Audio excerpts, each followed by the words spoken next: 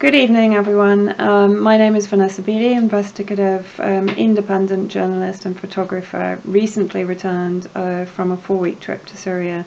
1 week with the United States Peace Council delegation, and then 3 weeks as an independent journalist inside Syria, working for some of that time with Ava Bartlett, who is a friend or colleague and another speaker tonight.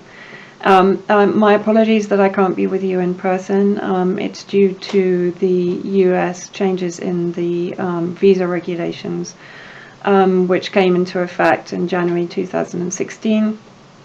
Basically, anyone that has visited, particularly Syria, Iran, or Yemen, since March 2011, can no longer benefit from the visa waiver program. They have to apply and go through the security channels in order to get a visa.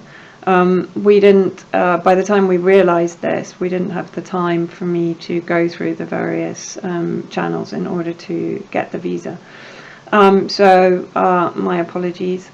I think as time is limited, I think the main point that I want to make this evening is to reinforce the fact that from everything that I saw inside Syria, this is not a civil war, this is not a conflict between Syrians, this is a dirty war that is being waged against Syria by the United States, by the EU, by the Gulf states, and by Israel, and by Turkey, who of course is facilitating the entry of the majority of the weapons and the militant factions and the terrorist factions such as Nusra and ISIS into Syria.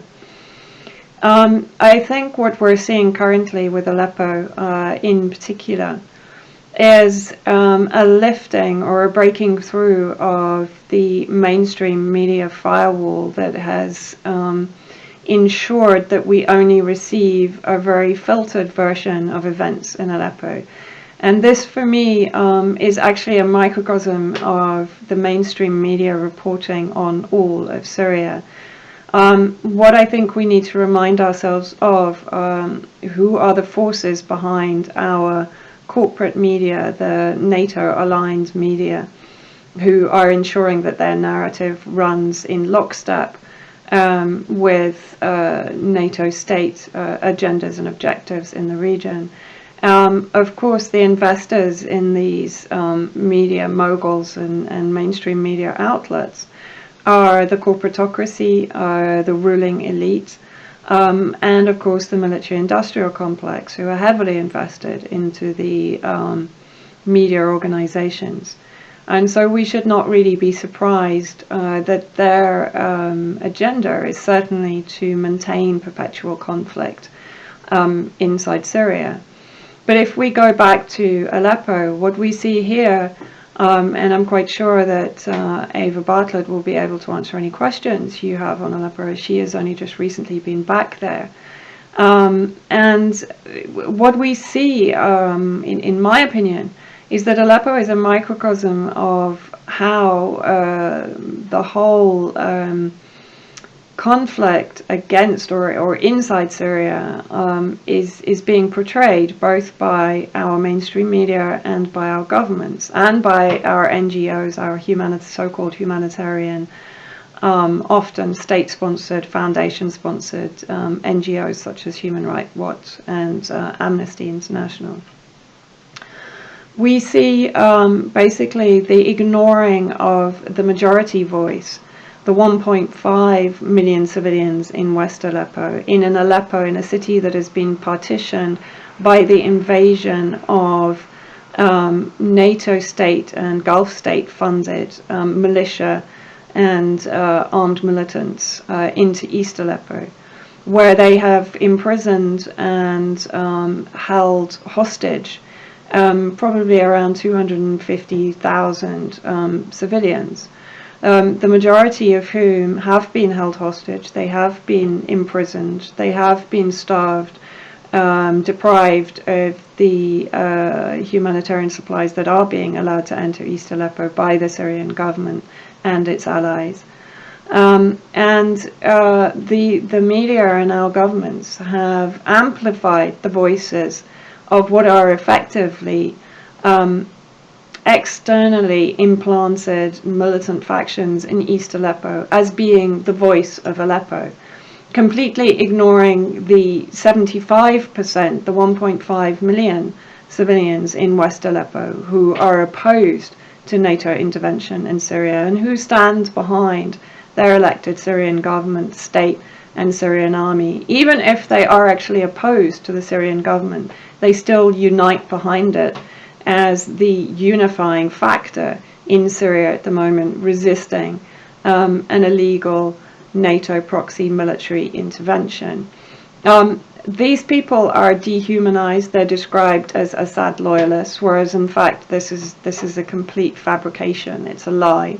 Many of those people in West Aleppo do not necessarily support President Assad.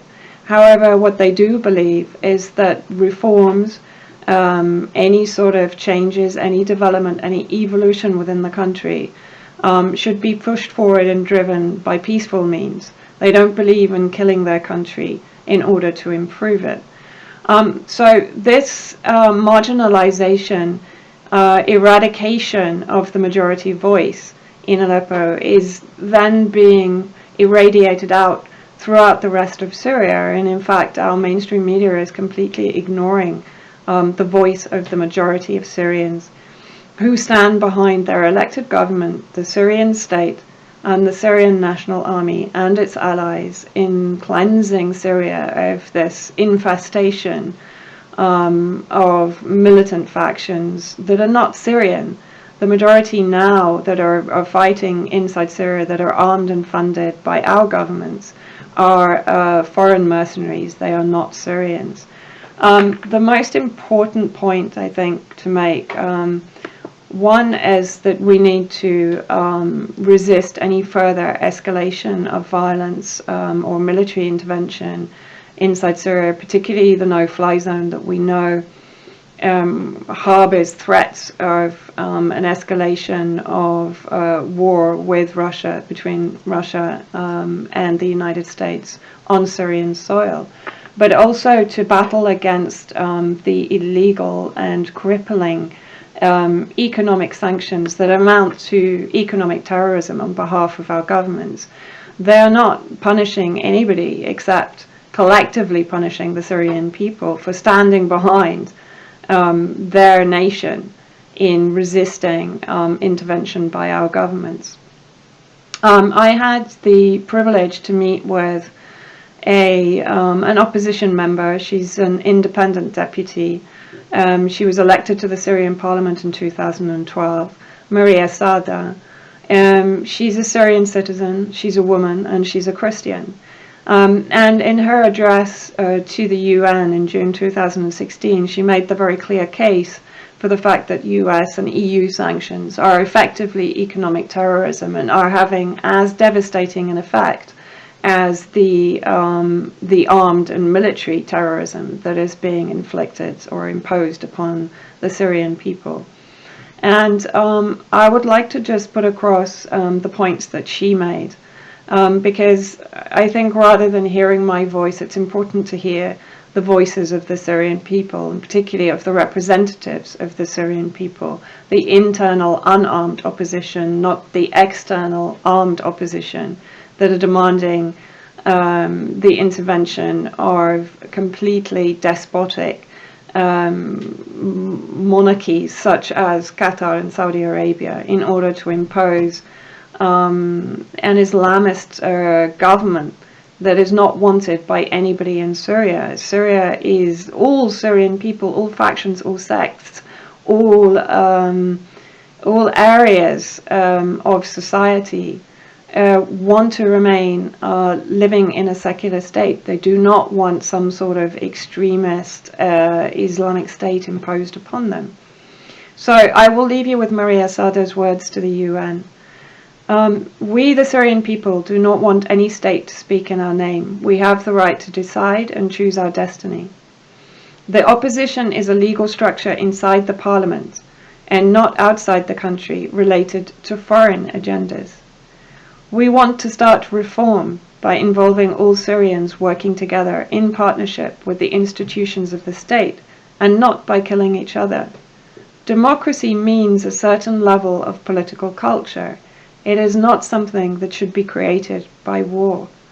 The existence of state is our existence, so we are all responsible for saving our state. These words are the words that I heard echoed by almost everybody that I spoke to in the various areas of Syria that I visited, whether they were religious leaders, whether they were members of parliament, whether they were members of the unarmed opposition, whether they were just civilians in the streets, whether it was in West Aleppo, whether it was in Damascus. This is pretty much what I heard. And I think that we as a peace movement, as journalists, as independent activists, these are the words that we should be supporting. And I know that all of us here this evening will be supporting. So thank you for listening to me again. I'm sorry I can't be with you, and I wish you all the best for the rest of the evening. Thank you.